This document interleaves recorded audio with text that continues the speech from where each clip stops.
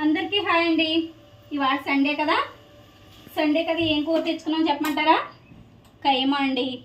ఈ కైమా కర్రీ ఎలా చేయాలో ఏంటో మీకు చూపిస్తాను. ఈ కర్రీకి ఏమేం కావాలో ఒకసారి చూసుకుందాం. ఇది 1/2 కేజీ కైమా తెచ్చారండి.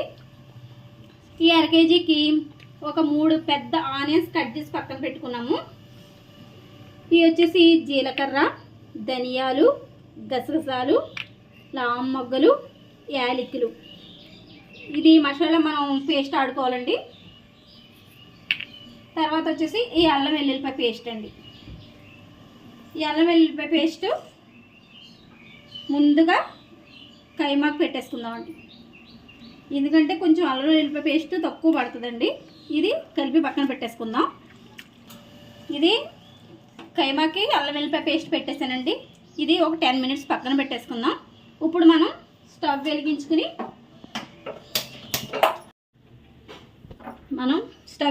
నేను బాండీ పెట్టి ఇందులో ఆయిల్ వేసానండి. ఆయిల్ వేడెక్కేదాకా చూసుకుందాం. ఆయిల్ వేడెక్కిందండి. ఆయిల్ వేడెక్కాక మనం ఇందులో ఆనియన్స్ వేసుకుందాం. ఆనియన్స్ అనేది బాగా వేగాలండి. లైట్ బ్రౌన్ కలర్ రావాలి. మనకి ఇది బ్రౌన్ కలర్ రావాలి. ఇవి వేగుతాయండి. మూత పెట్టేసుకుంటే మగ్గుతాయి. ఈ లోపల మసాలాకి రెడీ చేసి పెట్టుకున్నాం కదా, ధనియాలు, జీలకర్ర, గసగసాలు, లామొగ్గ, చెక్క, ఇది మిక్సీ పట్టేసుకుందామండి.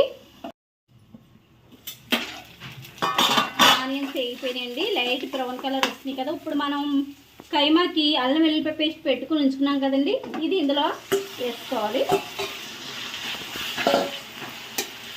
ఇందులో కైమా ఉందండి, ఇంకా కాజు ముక్కలు ఉన్నాయి, నాన్బర్ ముక్కలు ఉన్నాయి. ఈ కైమా కూర రైస్లో వేసుకుని ముల్లగా కలుపుకుని తింటే చాలా చాలా టేస్టీగా ఉంటుందండి.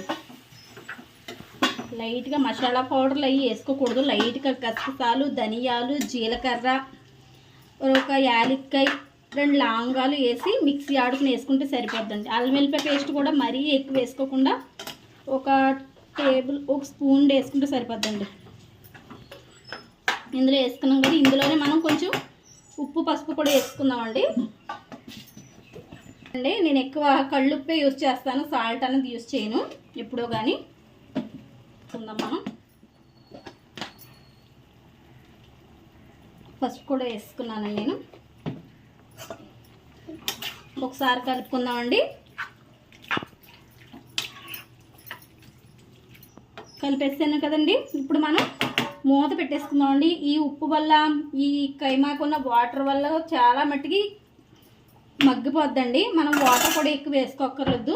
ఒక మూత పెట్టుకుంటే ఒక 15 మినిట్స్లో మనకి వాటర్ అనేవి బాగా డ్రై అయిపోతాయి. డ్రై అయిపోయాక మీకు చూపిస్తానండి. మూత తీసి చూస్తున్నానండి. చూసారా, వాటర్ అంతా ఇంకిపోయింది, ఆయిల్ కూడా పైకి వస్తుంది. ఇప్పుడు మనం కారం వేసుకుందామండి.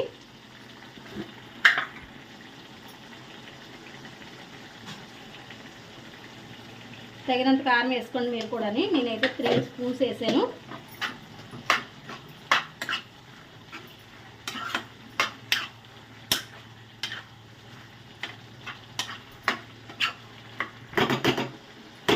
కారం వేసానండి. కారం వేసాక కొద్దిగా వాటర్ వేసుకుందామండి. కారం వేసాక వెంటనే వాటర్ వేయకండి. ఒక 5 మినిట్స్ అయ్యాక వేయండి. ఎందుకంటే కారం వేసాక పచ్చివాసన అనేది వస్తుంది. అందుకనేసి కారం వేసిన 5 నిమిషాల తర్వాత అప్పుడు వాటర్ వేసుకోండి. ఇప్పుడు కొద్దిగా వాటర్ వేసుకుందామండి.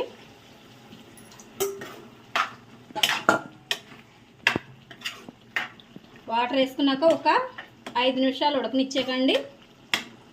మనం మిక్సీ చేసి పెట్టుకున్నాం కదండి మసాలా, ఈ మసాలా మనం ఇందులో వేసుకుని ఒక 10 నిమిషాలు ఉంచితే మనకి కైమా కర్రీ అన్నది రెడీ అయిపోద్ది. వాటర్ ఇప్పుడు వేసాను కాబట్టి ఒక 5 నిమిషాలు వేస్తానండి. మసాలా వేసినప్పుడు కూడా మీకు చూపిస్తాను. వాటర్ వేసి 5 మినిట్స్ అయినాయండి. వాటర్ కూడా దగ్గరకు వచ్చేస్తున్నాయి. ఇప్పుడు ఈ మసాలా అన్నది ఇందులో వేసేస్తున్నాను.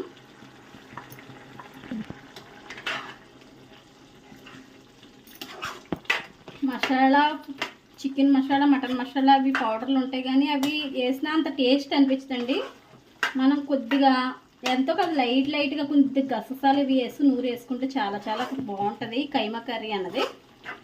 ఇది బాగా దగ్గరికి రావాలండి. దగ్గరికి వచ్చాక అప్పుడు మనం స్టవ్ ఆఫ్ చేసుకోవాలి. ఇంకా ఇది మనకు రెడీ అవ్వడానికి 10 మినిట్స్ పట్టుద్ది. మసాలా పచ్చి వాసన అనేది పోవాలి కదా, పచ్చి మసాలా వేసాం కాబట్టి పచ్చి స్మెల్ వస్తుంది.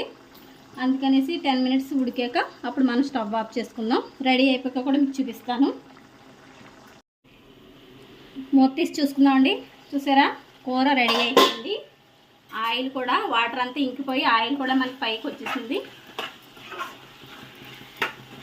గుమ్మగుమ్మలాడే కైమా కర్రీ రెడీ అయిపోయిందండి. ఇది చాలా చాలా ఈజీ అండి.